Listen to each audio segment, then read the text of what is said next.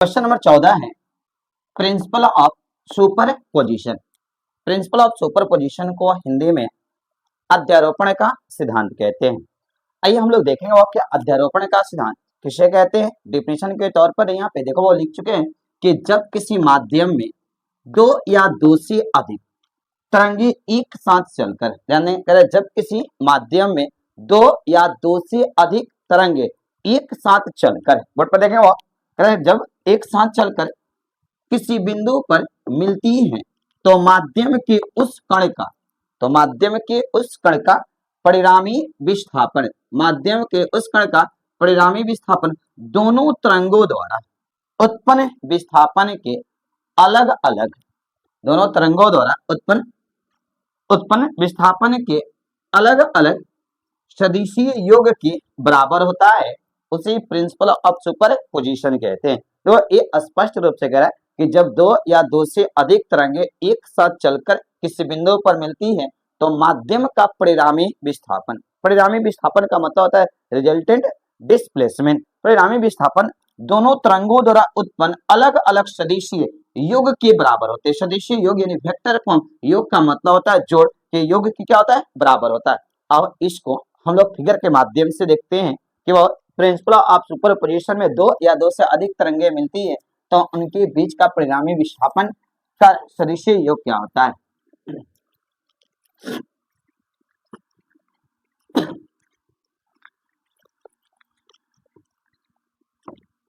देखिए वो कहना जब किसी माध्यम में दो या दो से अधिक तरंगे, तो नीचे की चित्र में S1 और S2 स्रोत वाले दो प्रकाश स्रोत दिखलाए गए। एक पहले लेते हो S1 और दूसरा लेते हो यहाँ पे देखो S2, ना ये रहेगा S2। जब दो या दो से अधिक तरंगे एक साथ चल गए, अब पहला हम यहाँ से लेते हैं S1 स्रोत। अब ये देखो प्रकाश की तरंगे आई और एक बिंदु पर मिले और ये हो गया S2, दोनों प्रकाश स्रोत निकले और जब ये कंपन करते हुए चले तो जिस बिंदु पर मिले यानी इसका परिणामी विस्थापन यानी रिजल्टेंट डिस्प्लेसमेंट, परिणामी विस्थापन वो इसको मान लेते हैं हम लोग y1 वेक्टर, क्योंकि सदिश आप जानते हैं वो कि डिस्प्लेसमेंट एक सदिश राशि है, और इसको मान लेते हैं हम लोग y2 वेक्टर। इन दोनों का योग इसके रिजल्टेंट वेक्टर के अलग अलग सदिशीय योग के क्या होते हैं बराबर होते हैं। इन और ये देखो ये है वो ऊपर वाले को बोलते हैं श्रृंग, नीचे वाले को बोलते हैं गत। इसका एम्पलीट्यूड आयाम मानेंगे ए, वेक्टर ए, तो यहाँ पे ले लेंगे ए और इधर वो लेते हैं A2।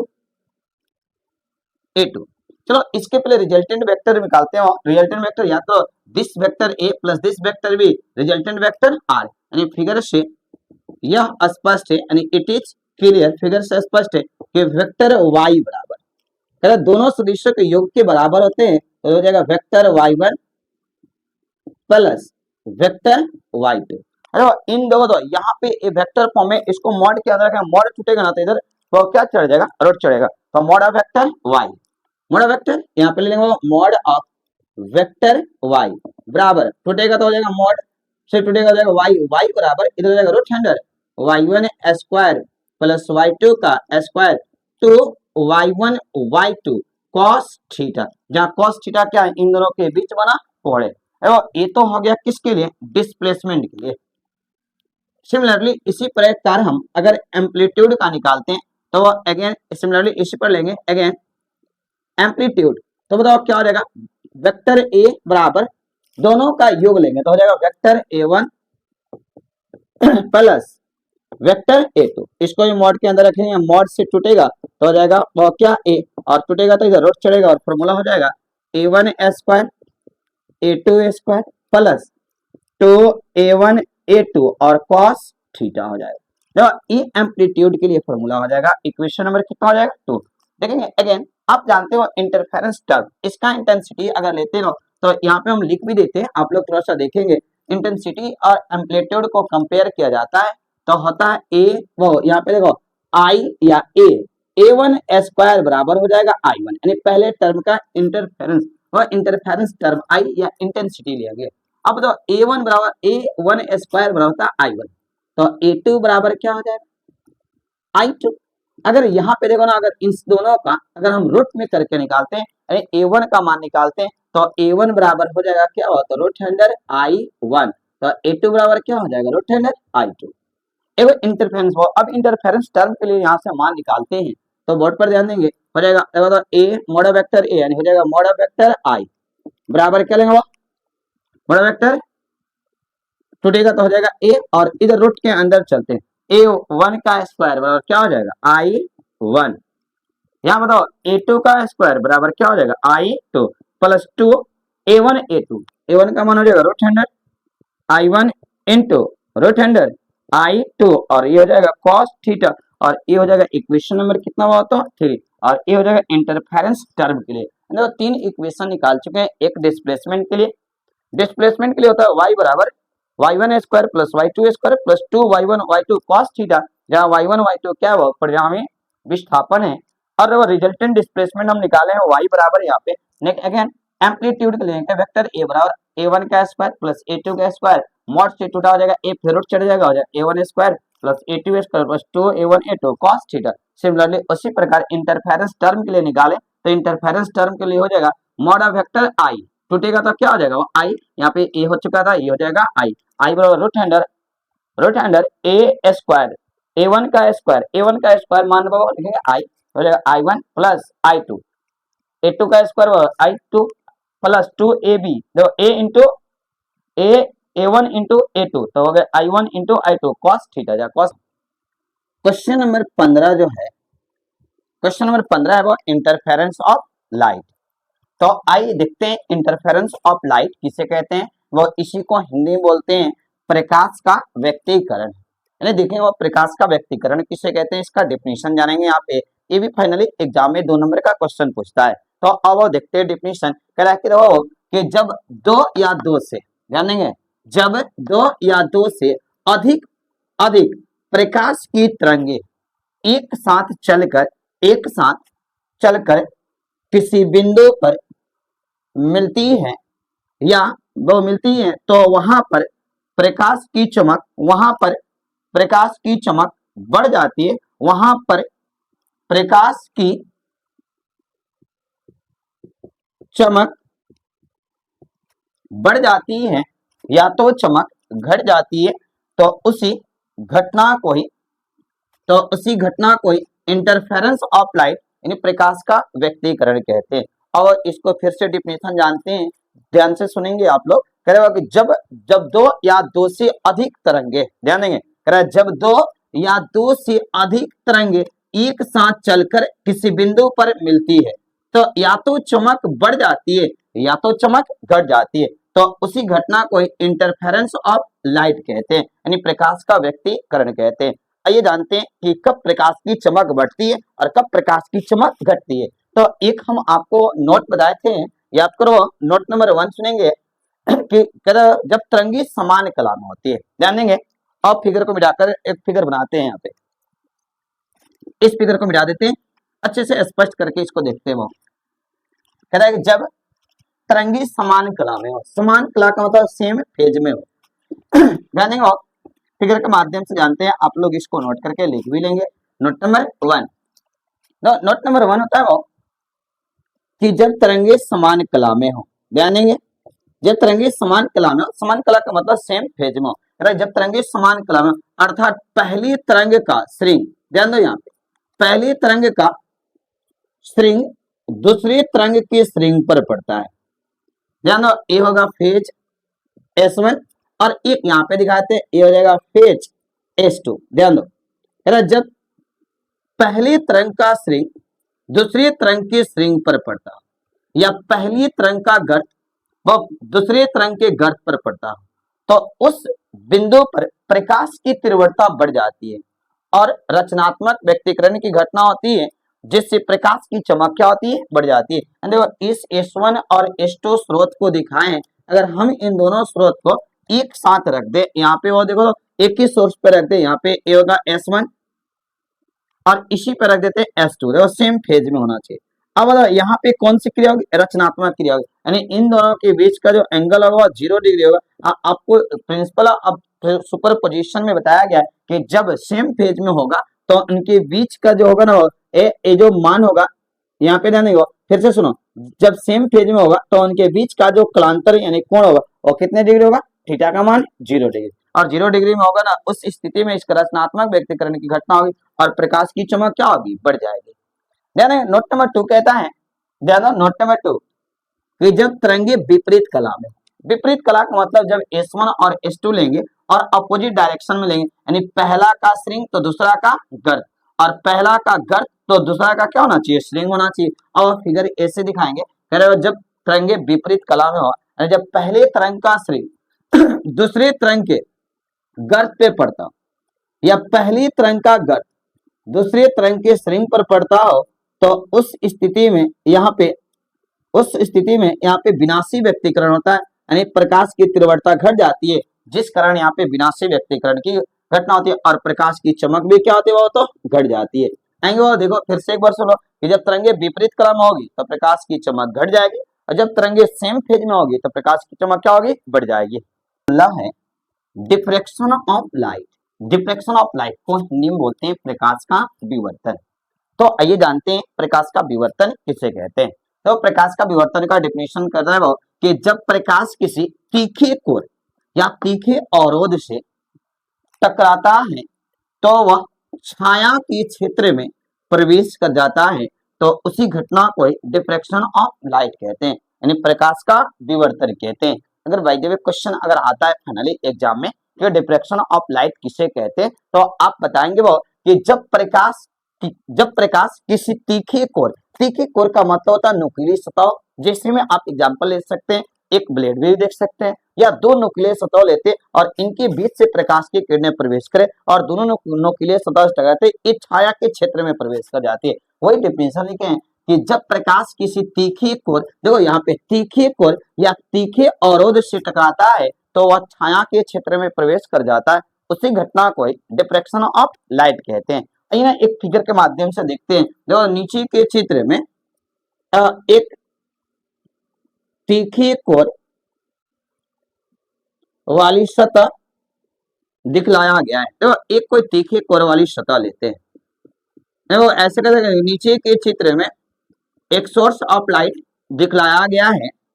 अब एक प्रकाश की किरणें निकल रही यहाँ से और इस तीखे कोर पे पड़ रही है। ध्यान देंगे, जब इस तीखे कोर पे पड़ेगी तो यहाँ से प्रकाश की किरणें आएगी और इससे टकराकर इस छाया के क्षेत्र में प्रवेश कर जाए। देखो प्रकाश किरणें एक नहीं अनेक आती है यहाँ पे, देखो अब यहाँ से प्रकाश किरणें ऐसे जाएगी, फिर यहाँ से ऐसे करके निकलेगी।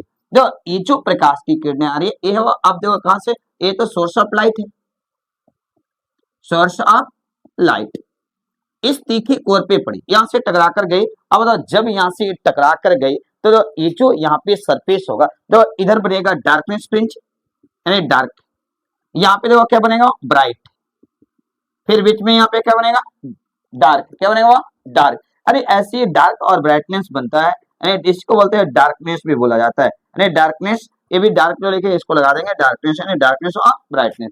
ऐसे या एक फिगर आपको हम ब्लेड से भी दिखा सकते हैं, ब्लेड की सतह से भी। अब देखते हैं एक और फिगर, यहाँ पे इस फिगर को उधार लेंगे।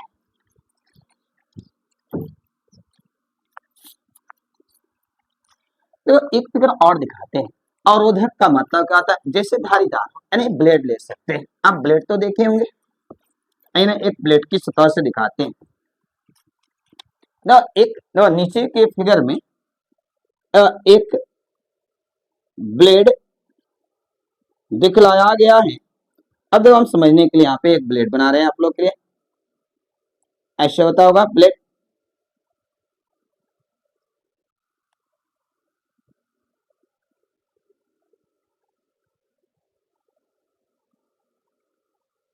तो यहाँ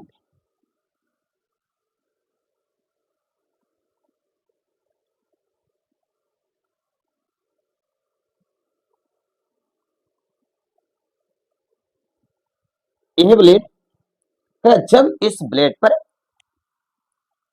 सोर्स ऑफ लाइट यानी प्रकाश पड़ता है, तो यहां से प्रकाश की किरणें पड़ेगी।